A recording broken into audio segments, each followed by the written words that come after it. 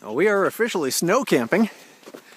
This is the end of Breedlove Road, as it probably the last half mile into the trailhead. I'm not even on the trail yet. This is the road leading into the trail. You can see plenty of people have been through here, and there were still some cars in the parking lot. That dog you saw was with somebody who was camped out right there where the cars park. So just up and over that hill there is the trailhead. So getting ready to start our overnighter. We'll see how far we get.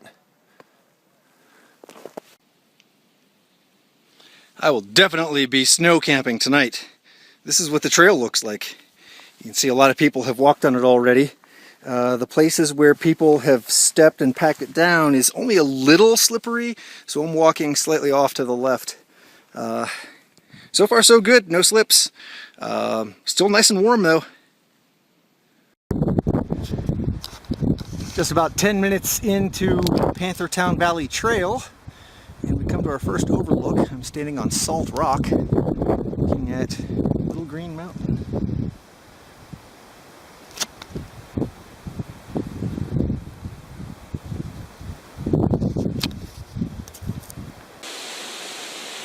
Almost 1 week to the day since Mark and I were here. This is the campsite at Schoolhouse Falls, the one with the couch made of rocks. You can barely see it because it's covered with snow.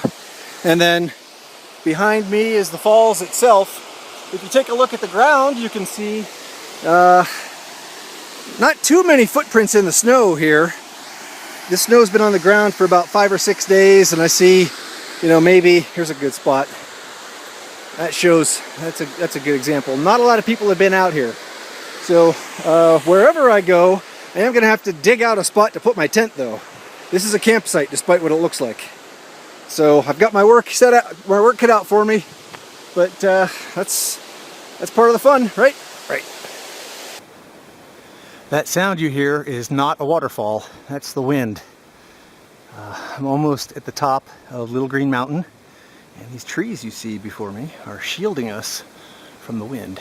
And for some insane reason, I'm going to find the windiest part and set up my tent.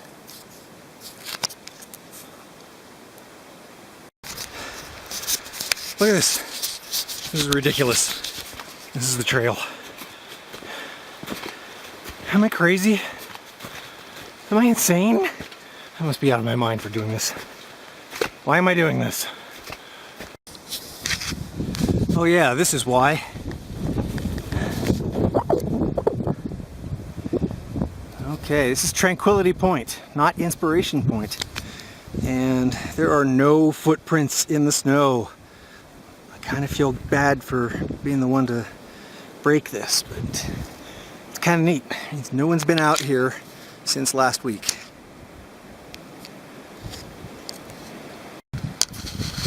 Well, it doesn't look like much, but this is going to be home for the next 24 hours. Not sure if the camera's picking this up or not, but I stomped out a flat perimeter in the shape of a square with a little runoff trench downhill, because even though there is snow in the ground, it's probably about 49 degrees right now. So the sun is actually melting a lot of it, and in some of the places where it's not so deep, it's turning into slush. So I don't want runoff. That's my little runoff trench to keep water off of my tent. I have not yet decided if I want to stomp down where the tent itself is going to go. I feel like if I do that, it's going to make it lumpy.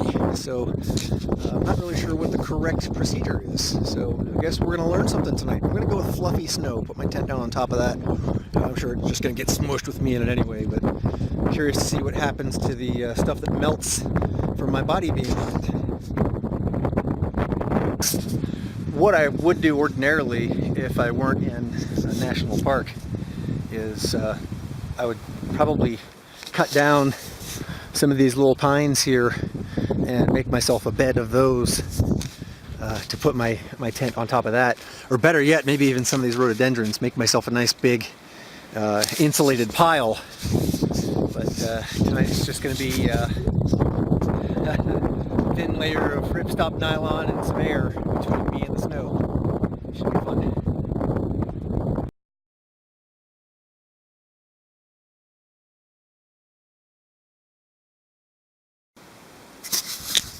And there we are. I decided to turn it around because the wind is primarily going this direction. So I want it to come up and over me rather than catching me like a sail. I should be pretty cozy tonight. Also interesting, while I've got the camera rolling, I'll show you this. When I had to dig to stake the tents, I had to dig about 6 inches down to find earth. So I'm actually, even though I'm on packed snow, there's still about 6 inches worth beneath, between me and the pine needles below. So that should be interesting. Here comes the wind. It's a rare, calm moment. See if I can explain this before the wind returns. So I have piled snow up around the edges of my tent. While I was inside getting things set up, I noticed that the wind was coming up and under and making the inside, the yellow interior, vibrate very quickly. Just a light wind too. So I'm all sealed up all the way around with one exception. Got myself a little intake valve here that I punched through with my foot, so I can get fresh air in. And then up here at the top, you can't really see it, but it's underneath that cloth piece that covers the top. There's a little mesh vent that I can open. That'll be my exhaust, so that my breath doesn't steam the place up too much. All right, let's go out onto the point. While I was setting up my camp, a pair of day hikers appeared. And they broke the snow for me. So I think I'm going to do a little bit of detective work. I'm going to try to figure out where they went and what they saw.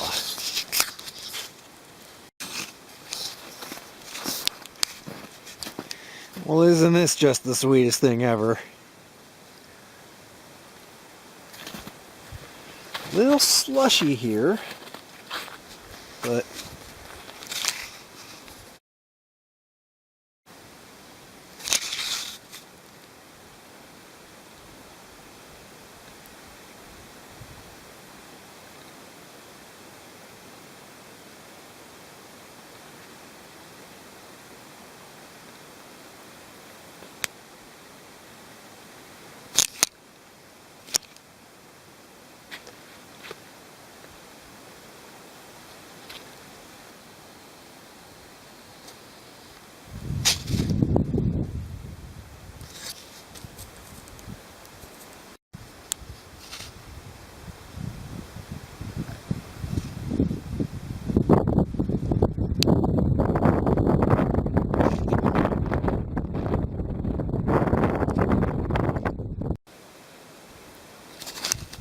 well, this is what happens when you get to camp with hours to spare and there's snow on the ground. This little fella actually started out as Stonehenge. You can see the bottom, it's got that Stonehenge kind of look to it. I'm actually kind of proud of that horizontal piece. I carved a rectangle out of snow and ice here and then packed it down and made my, actually I stacked two of them like the layers of a cake, and that's that middle piece. And I thought I'd try to go for an Inukshuk, and I didn't quite get the arms right, and I don't know what it's supposed to be now. Let's see if he doesn't get blown over by the wind.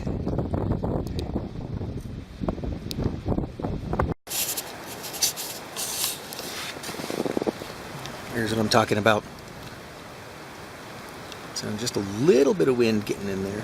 See how the yellow side is flapping? It was going like this before. It was like,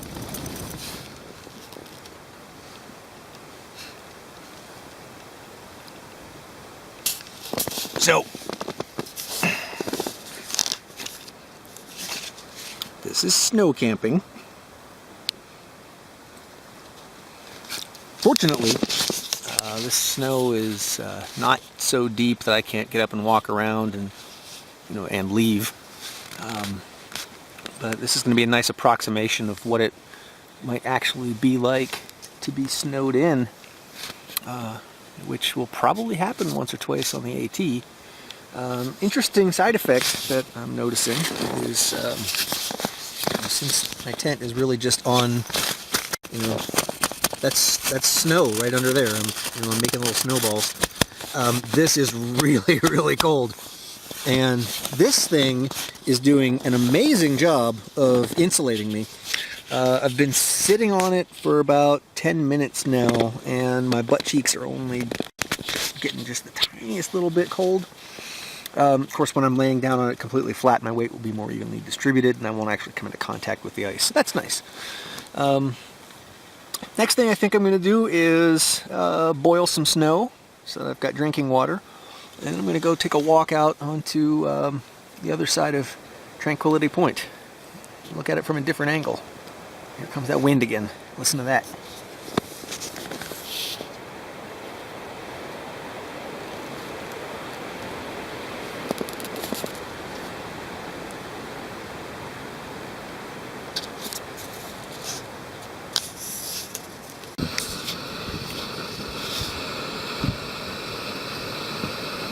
Anyway, this is part of snow camping. This is fun. Well, here we are on the top of Tranquility Point. Probably about 45 minutes until sunset, maybe about a half an hour. And temperature's still really nice. It's a lot nicer when the wind stops. But you know, the wind is part of the deal. So it's nice when it's quiet because you can hear all of the snow that's melting. It's forming little rivers that run down the rock face. You can hear it trickling, and it's very nice. So while I'm unable to hear that, something nice to look at is these giant icicles hanging on that rock down there. It's got to be like 15 feet, 20. You can see the water just running off of those things, just misting across them. Really nice sunset.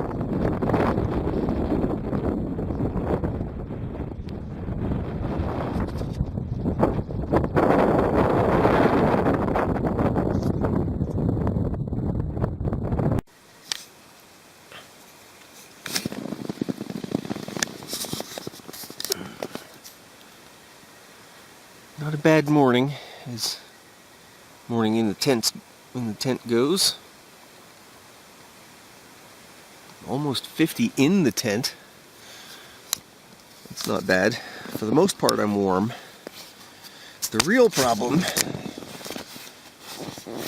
already have to wipe off the lens. You can see there's a little bit of humidity in here. There we go. The real problem is that beneath this, and just on the other side of this plastic, or plastic, whatever the tent's made of, I'm sitting on that. So, basically on a slushy. And it's just pulling the heat right out of my body downward. So, my butt is cold, or my hips are cold, or whatever part of me's touching the ground is cold. The rest of me's fine though. Well, sun is up. Time to get moving. Good news is, I was dreading putting my last pair of dry socks into wet shoes. Good news is, the shoes aren't wet because they are frozen solid. So, that means that the moisture in my shoes is gonna come on eventually as my socks melt the ice in my shoes. Oh, it's a beautiful morning.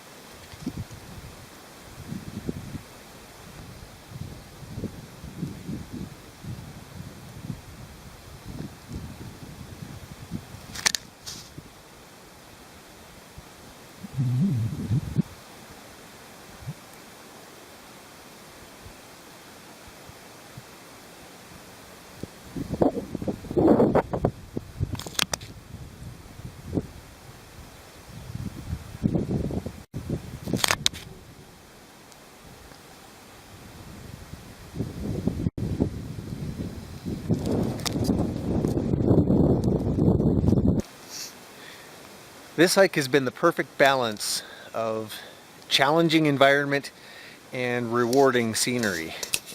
I'm on my way down the morning of day 2. You can see, just giving you a little better look at what the trail looks like. This is coming down the backside of Little Green Mountain, and this is what I'm going down through. I think I need to do, one of the things I've learned on this trip is I'm going to need better footwear next time, or at least bring one more pair of socks than I think I need. With the exception of being in my sleeping bag last night with my dry socks on, the entire time I've had wet, cold feet. I'm wearing Gore-Tex shoes, but when you're piling through shin-deep snow for hours, your feet are gonna get wet. The gaiters were a good idea because my shins are dry and snow is not going down into my shoes, so that's nice. So it's really just my toes that are wet and cold. Fortunately, the air temperature is pretty nice. It's around 40, so I'm not in any danger of hypothermia. It's been like I said, it's been a learning experience. I've really enjoyed myself though, because of that balance of challenge versus scenery. You saw what what my view was for sunset.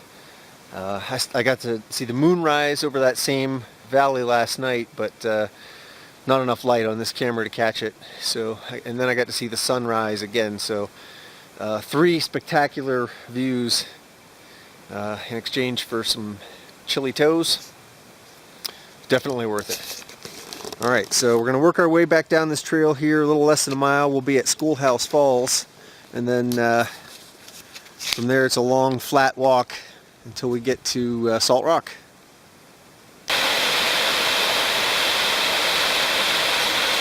Schoolhouse Falls is only about a 15-minute walk from where I camped. For some reason I remember it being longer.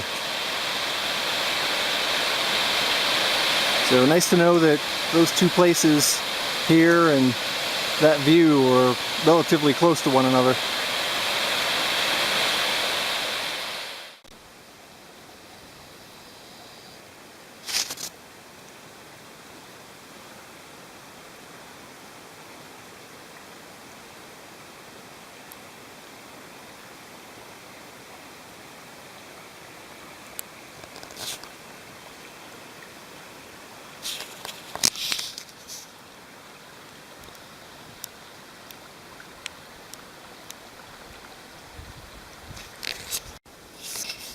Almost back to the car now, less than a mile to go, standing on Salt Rock, looking out at Little Green Mountain.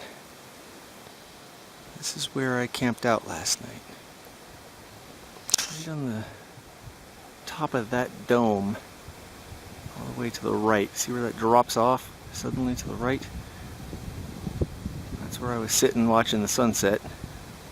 And then just behind that you can see where there's a line of trees. Campsite was right in there. Hiked up the back, going from left to right as we see it here.